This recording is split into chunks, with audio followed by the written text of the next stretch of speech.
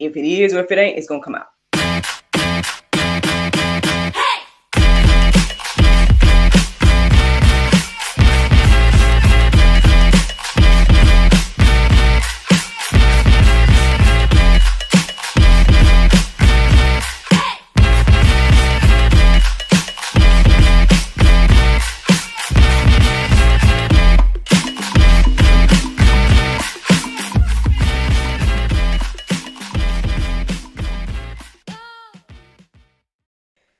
Good morning, everybody. It's your girl, Miracle Sims, and you are listening to God, Sex, and Love, your daily dose of inspiration, the juice. It is August the 1st, 2022, and today the topic is bear fruit. It's my birthday month, y'all. It's my birthday month, first day of August for 2022. Happy Monday. Happy Monday, everybody. I hope that you all had a wonderful weekend. Mine was just fine. Not too much to report. Saturday was kind of a chill day. Not too much was happening, I would say. Other than the things I do, right? Yesterday, the little old happy says, we went to visit a church. What is it called? Noonday Missionary Baptist Church. We went to go visit there. My whole little family, Papa, Mommy, and NJ, and so. Yeah, that was nice to do that. Also, over the weekend, I finalized some birthday plans. Let me see. I think it was on Saturday morning ish. I was talking to hubby, and I was like, "What we gonna do for my birthday?" Because the thing is, I'm always planning all the functions. Like, it's just very rare that you know someone has planned something for me. You know what I mean? So. Anywho, so I joke on him as well as my homeboy, my co-star of that movie that we working on called The Cast. My brother from another mother, Kelvin. I joke on both of them because I'm like, listen, I'm gonna need both of y'all to coordinate some things for me. Now I got to be the one. It's my birthday, but I'm gonna be. It's funny because on the way home yesterday we were talking. On the way home from church. And we were talking about the birthday plans. He's like, something, I can't remember exactly what was said, but something was like, who's hosting or something like that. And I'm like, he's like, oh yeah, you are hosting. Technically, you are hosting. And I'm like, but it's my birthday. How I'm going to be the hostess and the birthday person? So anyway, man. But anyway, yeah, I'm excited. Basically, he thought of the idea for us to have a house party, and the thing is, man, even if we doing something in his mind, I guess he figured, yeah, we'll get on the grill, have some people over, and that will be it. But I mean, I don't know. I guess we do birthdays and celebrations and whatnot big on my side of the family, I guess. And so, or just because again, like when you have a business that's all about bringing people's parties to life, you know what I mean? You want your party to be brought to life too. So I'm over here like, well, what's the theme gonna be? And X, Y, and Z. He's like, there's no theme, no theme. But anyway, we'll see. We'll see what the Lord do. But I'm excited about the house party. Shout out to hubby for coming up with the idea. And shout out to the people that's already, seeming to be excited to come and celebrate, man. So yeah, that should be happening at the end of the month. But yeah, so excited about that. Also I want to say over the weekend, and yeah, I feel like this happened over the weekend. Basically, some of the interviews that I've done has gone live. So shout out to God and Gigs for featuring your girl. They said, how do they name their thing? They're like cultivating the, man, see, if I knew I was going to do all this dropping, then I would have wrote it all down to say. But basically, it's like cultivating a creative life of freedom or something like that. I'm like, that sounds like a good old workshop or a good old book. So shout out to God and Gigs. You guys can hear your girl on there. As well as the conversation with the atheist. The gentleman actually posted it on YouTube. It was his first YouTube video. And, he asked, could he post it? My thing was, and see, the Lord told me that day, like I felt it in my spirit that I needed to go ahead and do my makeup and all that stuff. but I didn't do it because I was like, the man said it was gonna be audio. I know I got another, interview that I needed to do after that, but I just was like, I didn't feel like doing it. I didn't feel like doing my makeup or getting dutied up like I usually would do. And then lo and behold, not only did the man you end up using the video, but I'm doing all kind of little stuff that I wouldn't have been doing if it was going to be a video. Like I was under the impression that it was going to be audio only. And so I'm over here drinking water and I had on like a little regular tank top and you know what I mean? And just having this conversation not knowing, like I said, the Lord had told me to go ahead and do my makeup and stuff, but I didn't do it, and here we go. So, listen to the Lord, y'all. Listen to the Lord. But it's all good. I mean, obviously, I guess I'm a pretty confident person. I get on here every day with my robe on and whatnot, no makeup and all of that, hair looking crazy and all that. So, I mean, y'all used to that, I guess, with me. So, anyway, yeah, that video is out there, and yeah, hopefully he'll be coming to GSL really soon as well. Um, yeah, I think that was all the announcements that I had for you all. So yeah, be on the lookout for those different interviews, and you can hear your girl chit chatting with people from around the world, man, from around the world about just sharing my testimony, man, and it's been a blessing. It truly, truly has. But let's get into this conversation about bearing fruit, right? And so this morning, basically, I listened to the prayer meditation.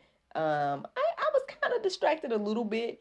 There's a lot of other little things on my mind this morning, but basically, the prayer meditation that I listened to was about bearing fruit, and man, I meant to write it down. See, I'm just slacking today. What's happening, man? I meant to write down the little quote that it had on the prayer meditation this morning. Ooh, can I try to remember it? It was something along the lines of, uh, if you're in Christ, you're going to bear, those planted in Christ will bear good fruit, or good fruit is the result of being, I don't know. See, I'm messing it up, but it was good. It was a good little quote. Maybe will I add it to the Go Deeper section? We'll see. We'll see if I add it. Or we'll see. If you stay tuned, and when I'm doing the after show part, if I can pull it up, then I'll pull it up and I'll read it to you guys. But so stay tuned for the end if that's something you're interested in hearing. But anyway, well, those that are watching live, sorry, podcast people. Anywho, yeah. So bearing fruit, yeah, that stood out in my heart and mind this morning, to bear fruit. And when I started looking up the verses, they, were resonating with me. And here we go. Let's see what the Lord has to say today. So John 15:8, it says, by this my Father is glorified, that you bear much fruit, and so prove to be my disciples. Y'all, we got to bear the fruit to prove to be God's disciples. Like, if you're not out here bearing fruit, then are you truly a disciple? That's what I'm receiving today. Um, you know, because this is the way that God is glorified. It was funny. I was reflecting on that conversation with the atheist this morning. It came across my heart and mind, and I don't know if it was just something to go alongside of this, but here we go. So basically, I know at one point he asked me, what is it that, you know, you know, I guess that confirms my faith, or like, why do you have this faith in God? And I told him during the conversation that basically, I've seen what he's done in my life, and I gave a couple of examples, one small and I guess one that's big to me. But I there's a lot of examples, right? And at the end of the day, like, when you think about the good that's in the world, like, you think about nonprofit organizations that are, feeding the hungry and just all these different things. And I'm not saying that people that ain't Christian is not doing that stuff too. But what I'm saying is, a lot of the times that type of stuff is spearheaded by people that are believers, people that are Christians, people that have hope, people that believe that God has created them, right, to bear fruit, basically. And so, I mean, even this is an example. I know I say it all the time. I can't do nothing but share my testimony, y'all. It's easy for me to share my testimony rather than trying to share other people's testimonies. But I mean, again, God, Sex, and Love, this whole thing was, yeah, it was spearheaded because I was looking for something and it wasn't really around when I was going through, my look, y'all like, she just be trying to name drop. No, I'm just telling y'all though. I mean, when I was going through my cultivation period, I was looking around for content and I couldn't find it. And um that, as well as, my Bible study experience and me reading the Bible and hearing that I needed to be a disciple and make disciples, listening when I was listening to the sermons and whatnot, that of the ministers that are speaking into my life, like, hey, you need to get out here and do what God has created you to do, X, Y, and Z. All those things played a factor into just about everything I'm doing right now in my life, and I hope that these things are encouraging, inspiring the next person. Um, so bearing fruit, it just goes beyond. And again, I shared with you guys again during that time of my life, the cultivation period, I was really faced with that choice of being like, hey, do you want to do something that's going to last? Because at the end of the day, it was revealed to me that there's nothing, basically, that nothing else is important. Nothing else is going to last but what you do for God. And so I guess when you get that into your heart and mind, and when you think about that and you realize that, okay, everything else is worthless, then why I mean, you can make the decision if you want to continue to do worthless things. But me, I was like, well, hey, I want to do something that's not worthless. I want to do something that's going to last. I want to do something that's going to, help people or whatever the case is. And so here I am, sacrificing, look, my little sleep time, in the mornings and whatnot. I could be just, you know, reading a book, knocked out, anything else, right? But I'm up this morning by the grace of God, not only studying His Word but sharing it, and it's been a blessing in my life. It's been a blessing to me, and it's gone out into, I would say, anybody that I've encountered since I've started. And so, yeah, yeah. I mean, we need to be bearing fruit, y'all. Basically, I say all of that to say, what that verse said is to bear the fruit, so God would get the glory. Let's keep going, y'all. John 15:16. It says, "You did not choose me, but I chose you and appointed you that you should go and bear fruit, and that your fruit should abide, so that whatever you ask in the whatever you ask the Father in my name, He may give it to you." Yeah, man, at the end of the day, He chose us, and not the opposite. I mean, I know a lot of times, okay, yeah, we got free will, right? And you can choose to do, you know to believe in God and all those different things. But, at the end of the day, I guess, again, like, when you realize that God is the ultimate planner, that He created everything, including you, including your thoughts, then I guess you'll realize the truth of this, right? It's like, hey, at the end of the day, I chose you. Um, I created you. I chose you. Uh, this is what I created you to do. And, a lot of times we want to take the ownership. We want to say it's us and want to believe that, yeah, it was me. It was me. I did this. But I mean, I think it's humbling to realize that, at the end of the day, God is in control of everything. Um, Again, I think back on that conversation with the atheist. Something that came into my mind this morning is just, how intricate we are. I feel like we are proof that there's God. There's everything around, everything is proof that there's God. Like, I did mention in that conversation that basically that everything is created, you know. But I mean, if you just look at us as humans, like, look at how intricate we are.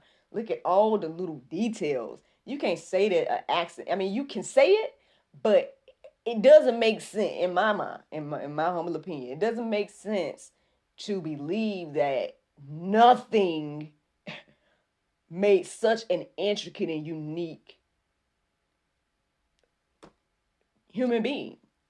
Me, you, each and every one of us.